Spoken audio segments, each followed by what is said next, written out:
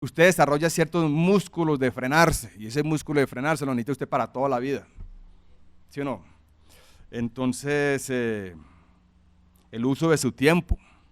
No, ya fui a la iglesia el domingo, ya el resto de la semana es lo mío.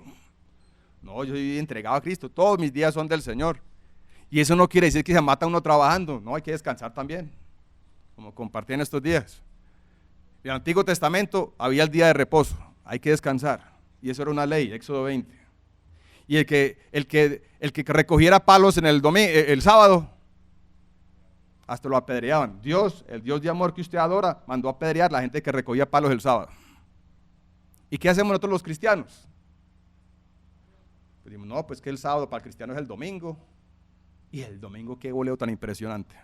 El que está en la obra, el domingo se acuesta cansado, haciendo visitas, la prédica, una cantidad de cosas. Eso no es ningún descanso. El domingo no es el sábado del creyente. El sábado es para los judíos. Pero el principio del sábado, o sea, el principio del descanso, no es una ley para el cristiano. Pero el cristiano es loco que no lo respete. Dios insistía en el descanso en el Antiguo Testamento, porque es que es saludable, tiempo para que usted, el cuerpo descanse, tenga tiempo familiar y todo eso. Y usted y yo tenemos el mismo cuerpito que la gente del Antiguo Testamento. Y después de todos estos años, el cuerpito suyo está hasta más acabado. Estamos más degenerados pues, a través de las enfermedades que se dan, ¿cierto? Más necesitamos el descanso. Entonces lo que estoy motivando, como sugiriendo, es que en su ritmo de vida cristiana, estudie la palabra, comparta la palabra, viva, pero también tenga tiempos de descanso planeados en su vida semanal. Tiempo donde usted pueda relajarse, dormir un poco más, o salir a trotar, o jugar parques con la señora, con los hijos. Lo que a usted le parezca, como para que se extensione un poco, porque cuando uno se extensiona, relaja, y el resto de la semana le rinde mucho más, y es más saludable, un plan de Dios.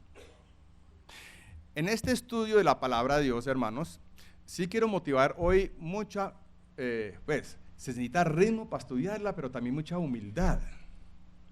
Porque a veces hay peleas muy malucas entre cristianos, porque es que ambos creen que la tienen y se dan golpes sobre que es que tienen que ser así.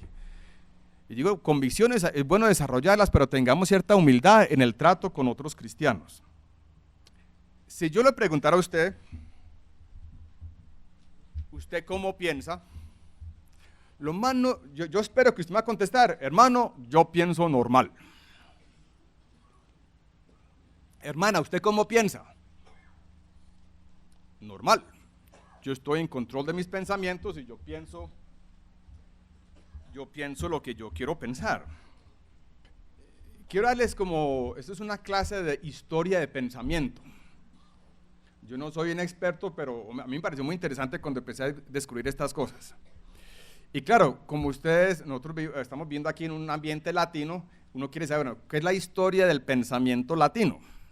Y para vamos a llegar. Pero yo quiero comenzar con la historia del pensamiento europeo, porque la forma de pensar de Europa hizo una influencia grande en Sudamérica, aunque usted lo crea o no lo crea, eso sí tiene influencia. Entonces, si usted mira este esquema aquí, esta lineecita, esa es la línea del tiempo. A mano izquierda tengo una estrellita. ¿Qué es la estrellita? El nacimiento del Señor Jesucristo, más o menos en el año 0, por ahí más o menos, ¿cierto? Más o menos el año por ahí después de Cristo empezó la iglesia cristiana, ¿cierto? Él vino y yo edificaré mi iglesia, dijo Jesucristo. Entonces empezó la iglesia. La iglesia cristiana se propagó bastante en Judea, Samaria y hasta el fin de la tierra. La gente estaba contenta con Jesucristo, con la salvación, con la nueva vida en Cristo, y eso se fue repartiendo, pero más que todo entre personas pobres y esclavos. Algunos intelectuales también, los padres de la iglesia del siglo II y III, en gente intelectual, pero se propagó mucho entre gente más pobre, y había mucha persecución. Cuando hubo un incendio grande en Roma, se la achacaron a los cristianos y empezaron a perseguir a los cristianos, se la montaron fue a los cristianos. Entonces, no, el cristiano era bastante sufrido.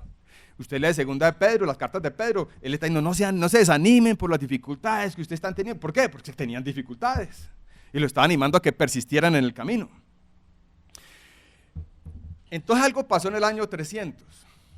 Había un emperador romano y por alguna razón en una batalla él usó la cruz del cristianismo como un símbolo en esa batalla y le fue bien.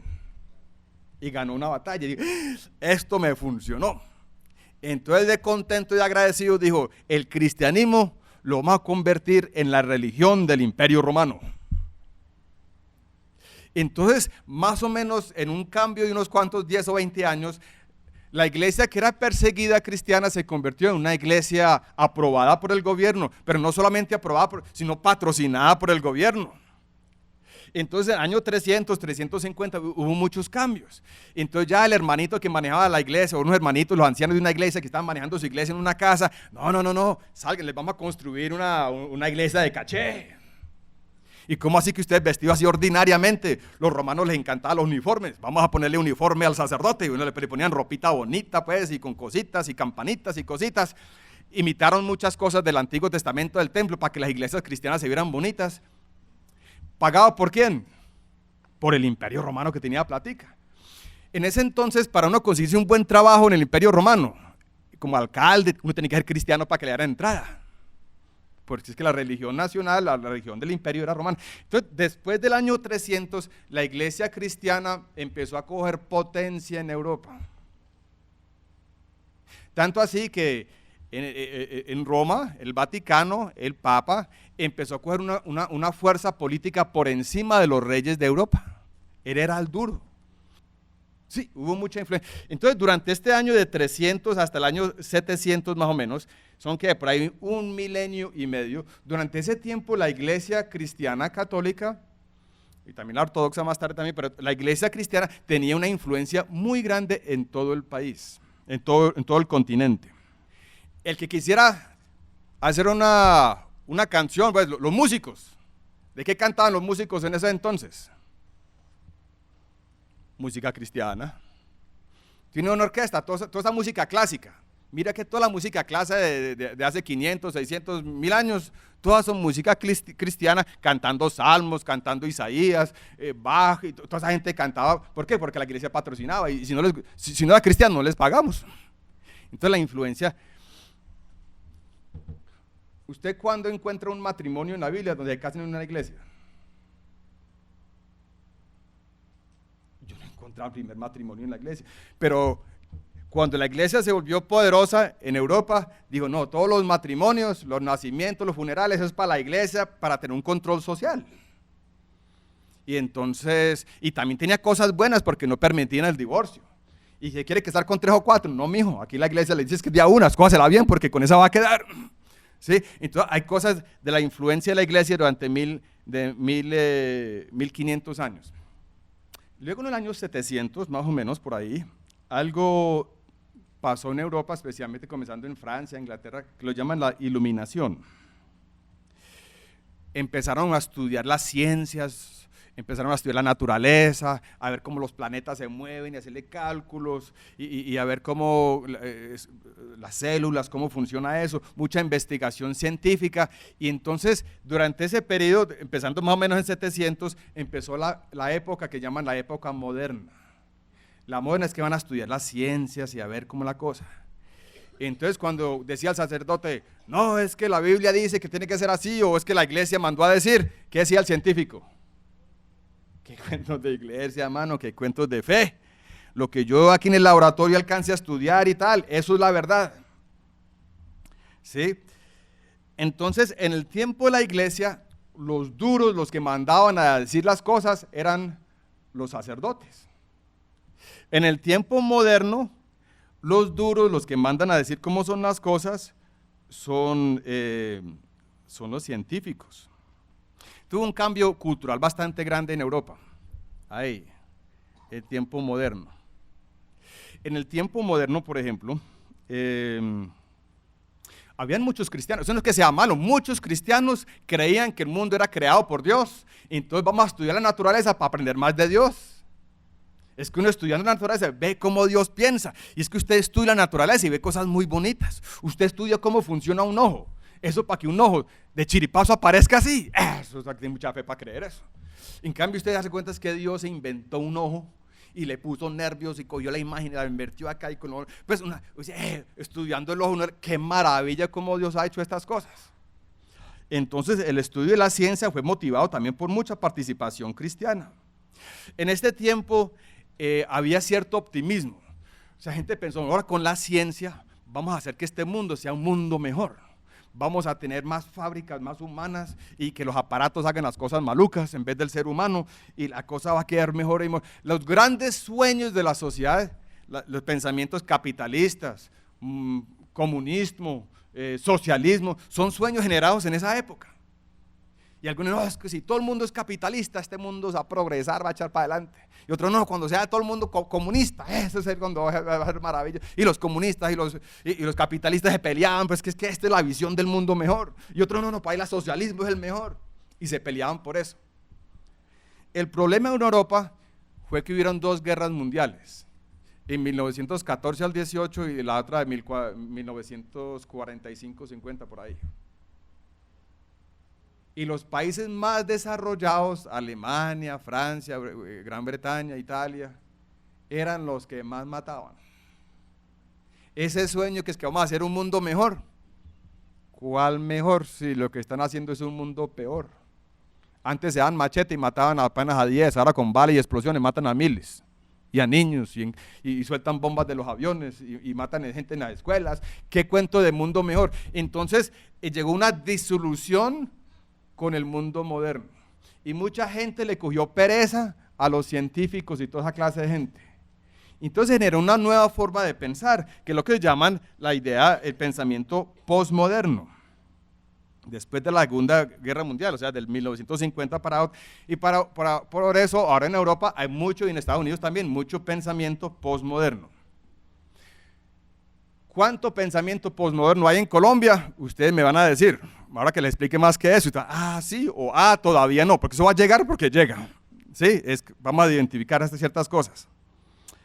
Entonces esta reacción fue en contra de esas grandes promesas y el optimismo de los científicos. La gente ya no creía en las grandes historias. La iglesia salió de moda. La lógica también bajó y la ciencia pierden importancia. El bienestar de la persona, el bienestar del individuo es lo que importa en el mundo posmoderno. Si decimos que en esta segunda etapa la iglesia central, en el tiempo moderno es la sociedad, es central en sus pensamientos, y en el tiempo moderno es usted, la persona es lo que es central. Bueno, eso es lo que ha pasado en Europa. ¿En qué año fue descubierto América? En el año 1400. Sí, el hermano Gilberto Espinosa estuvo presente, pero desafortunadamente no está presente ahorita. Entonces vamos a coger ahora la historia latinoamericana. Entonces, por mucho tiempo aquí en Sudamérica, el pensamiento lo llaman un pensamiento precolombino, o algunos lo llaman un pensamiento creencias ancestrales, pensamiento indígena. Yo escogí el nombre de pensamiento indígena animista. Y entonces ese pensamiento, eso era lo que se manejaba aquí, adoraban el sol y muchas otras cosas en el pensamiento. ¿Qué son características de esa forma de pensar? Animismo viene de la palabra latina que quiere decir aliento, espíritu o vida. Es la creencia religiosa que los objetos, los lugares, los animales, las plantas, las rocas, los ríos, los sistemas climáticos, las creaciones humanas, quizás incluso palabras mismas, poseen una esencia espiritual individual.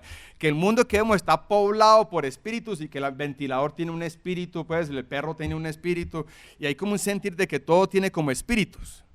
Y lo que caracteriza culturas animistas en general es una vida de temor. Viven con miedo a toda hora. Y por eso hacen muchas culturas animistas, hacen sacrificios, matan pollos, hacen una cantidad de cosas raras que uno dice, pues, ¿qué están haciendo? Se están tratando de proteger de los diferentes espíritus que están rodeando alrededor.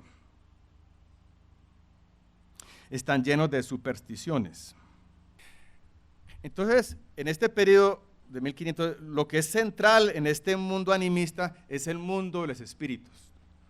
Casi todo lo que hacen es en función a agradar espíritus o a protegerse de espíritus. Y la vida social funciona alrededor de esa forma de vivir. Bueno, entonces en el año 1942, pero yo le puse 1500 porque me gustan los números más redondos. Entonces, más o menos por ahí ¿quién llegó a Sudamérica? Los españoles. ¿Quién los patrocinó? ¿Quién patrocinó a la Pinta, la Niña, la Santa María? Los reyes de España. ¿Y quiénes eran los reyes de España? Católicos a morir. Entonces, ellos financian esa expansión de Europa, de España a Sudamérica, con mira de sacarle la platica, el oro, todo lo bueno que encuentren, y también que lleven la fe católica a Sudamérica. Entonces uno nota entonces que en esos años ese pensamiento de iglesia va llegando entonces a Sudamérica. Y con eso van construyendo escuelas, van montando iglesias, van bautizando los que más puedan, y el que no se quiere convertir, pues lo forzan, ¿cierto? Hay luchas y cosas. Más tarde, el pensamiento moderno, científico y todo eso, también empezó a llegar. Empezaron a llegar los ateos también a Sudamérica con sus ideas y todo eso, y no solamente los ateos, sino la importancia de la ciencia. Y ahora está llegando también el posmodernismo a Sudamérica. Y entonces por eso esta conferencia también va a abrir un poquito los ojos de qué es eso, qué podemos esperar y qué cosas ya han llegado, porque esa forma de pensar sí se traslada de un continente a la otra, y hoy en día mucho más, porque es que ahí tenemos celulares y tenemos películas y tenemos de todo, y las ideas corren rápido hoy en día. Entonces, ¿qué tenemos entonces en Latinoamérica? Yo lo he nombrado que tenemos 4 corrientes de pensamiento en Latinoamérica. O sea, las gafas suyas por las cuales usted ve el mundo como cristiano o aún como no cristiano, están influenciadas por 4 corrientes de pensamiento. Y si usted las puede identificar en su forma de pensar, usted puede corregir ciertas cositas, si usted las quiere corregir, o compararlas a ver si realmente son bíblicas o no son bíblicas. Por ejemplo, si usted viene de una comunidad indígena, o viene, casi todo colombiano tiene cierta conexión indígena, ¿sí o no? Entonces hay ciertas formas de pensar indígena que van pasando de familia a familia a familia, y usted también las hace. ¿Por qué? Porque mi mamá las hacía, yo las hago. Voy a darles unos ejemplos para que ilustremos un poquito esto sin ser... La idea no es criticar, la idea es entender para usted poder ajustar. Pienso yo a veces escucho cosas sobre el sereno. ¿Qué hago con el sereno? El sereno. ¿Cierto? Hay familias, no, es que no salga, está embarazada, tuvo un bebé, cuidado con el sereno. Y uno pregunta, ¿qué es ese sereno entonces? Pero no, gente, eso es el sereno, eso es cosa importante. Y uno pregunta, bueno, de estas 4 corrientes de pensamiento, pues para que los modernos manejen el sereno, tienen que mostrar científicamente que el sereno hace daño. O si no, no. La iglesia, que la iglesia esté promoviendo el cuidado sobre el sereno, yo no he escuchado esa doctrina. Entonces yo sospecho que ese cuidado que en el sereno, que no lo escucho en Europa, pero en Colombia, cuidado con el hermano, cuidado con el sereno, hermana, cuidado con el sereno, esa viene de alguna cultura animista, que los indígenas, antes de que eran los españoles, también eran muy cuidadosos con el sereno, y ahí viene lo del sereno. Ayer por la tarde hablaba con David Pickens, porque es que él tiene mucho más experiencia aquí en Pereira sobre estos temas indígenas, mucho más que yo. Le pregunté, bueno, ¿usted qué más cosas ve en Colombia de pronto entre personas así como de Pereira, de Bogotá, que traigan ideas animistas o de culturas indígenas? Entonces él dice, pues, es cierto que en culturas indígenas hay bastante misterio y temores alrededor de la muerte. Como que el misterio, pues, de alguien murió y como que quedó rondando, ¿qué podemos esperar? Ciertos temores. Yo noto que en Colombia hay que acompañar al muerto. Hay que sentarse toda la noche tomando tinto, no se puede dejar solo, ¿cierto? En Europa con el muerto lo meten en una nevera y lo sacan a los 5 o 6 días para enterrarlo. Y nadie tiene problema que el muertico esté solito para una nevera. Pero aquí en Colombia no, hay que sentarse alrededor, tomar, charlar, no sé, pues rajar no, porque no hay muerto malo, pero ¿cierto? ¿Y por qué qué tiene ese pensamiento? De pronto, no sé si eso tiene algo que ver. Otra idea que noto es, por ejemplo, lo del machismo. En la Biblia sí hay una diferencia entre el hombre y la mujer, pero el machismo suramericano es como exagerado. Pues, veo que está mejorando, pero es que por mucho tiempo es que el hombre era el duro, pues, y la mujer, pues, el llavero. Sí, que si el hombre terminó de trabajar a las 5 y se iba a jugar con los amigos hasta las 10 de la noche y llega a las 10 de la noche, la comida tiene que estar calentadita, y mija, ¿qué usted qué pasa? Y no llamó, no dijo, es que, ¿cómo que va a llamar? Mampi, llama a la señora. No, es que yo soy hombre, yo llego cuando a mí me parezca y la comida tiene que estar lista. Pero vaya la mujer, pues, de salir a las 5 y se pone con las amigas y llega a las 10, ahí sí no se puede. Y porque el hombre sí puede, pues, sin llamar, sin avisar, llegar 3, 4, 5 horas tarde y la mujer no. ¿Eso se llama? Sí, es un ejemplo. Y ese machismo, pues los hermanos, los cristianos que vienen con ese machismo, leen la palabra de Dios y dicen, ¡ay, qué bendición! Yo estoy viendo aquí un apoyo a mi machismo. ¿Cierto? Sujetados, con Efesios 5, o sea, interpretan la palabra de Dios para promover su machismo. Y claro que hay una diferencia entre hombre y la mujer, Dios creó, pero a veces una cultura machista puede interpretar ciertas escrituras para, es que mija, tráigame los zapatos, que la Biblia dice que, y bueno, y así como que, ahí es una cuestión. Vea, otra idea, y esta no viene tanto del pensamiento animista, sino del pensamiento de la iglesia, lo del purgatorio. ¿De dónde viene esa idea del purgatorio? Pues en la palabra de Dios no encontramos referencia, encontramos el cielo y encontramos el infierno, ¿cierto? La Iglesia Católica tiene libros extra, los apócrifos, y ahí sacan la idea de un purgatorio. ¿Y qué pasa con el purgatorio? Es que si hay ciertos pecados que llaman ellos pecados veniales, o sea, regulares, y otros pecados bien malos. O sea, los pecados bien malos los manda al infierno, pero los pecados así como regulares, que siguen siendo malos, entonces usted va al purgatorio y ahí, ¿usted qué hace ahí? Usted purga. Usted se va limpiando de esos pecados, y eso se puede hacer por sufrimientos, o eso puede ser porque la familia apoya cierto económicamente al padre para que le haga ciertos rezos, y entonces usted el día de las ánimas, usted le paga a la iglesia, entonces ellos pueden agilizar para que no sean tantos años en el purgatorio, sino un poco menos para que rápidamente pase al lugar celestial. Eso es una enseñanza que la iglesia ha promovido por muchos años en Europa, y llegó el pensamiento, esa forma de pensar aquí a Colombia. Y a mí a veces me parece que el cristiano evangélico no ha podido soltar la idea del purgatorio. Claro que no lo van a decir. Dicen, no, es que soy cristiano evangélico, protestante, lo que sea, soy cristiano bíblico, entonces es el cielo y es el infierno. Pero la idea de uno purgar sus propios, o sea, pagar una multa por lo que he hecho. Me acuerdo de un hermano una vez que tuvo un desorden, se casó por ahí fuera de la vez, con conversa y todo, a los 2, 3 años empezó a volver y me dijo un domingo, hermano, yo vengo acá para que me pongan una disciplina. Y me fui para la casa pensativo, es como que el hermano quiere que le pegue un correazo, ¿cierto? Y si yo le dijera, hermano, yo le voy a pegar 3 correazos y queda en comunión, yo creo que el hermano queda contento, ¿cierto? Como que no, ya. ¿Qué pasó? Es la idea del purgatorio que no ha podido soltar, que viene por generaciones, una iglesia, ¿sí? Y es que si Cristo pagó la multa por nuestros pecados, ¿sí la pagó o no la pagó? Entonces no es que Él recibió juetazos y a mí me tocan otras 3.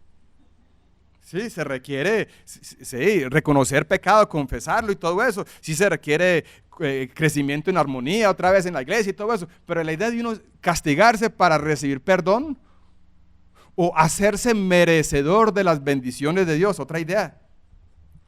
Como si uno pudiera, merecer algo que Dios va a dar. Es que todo es por gracia.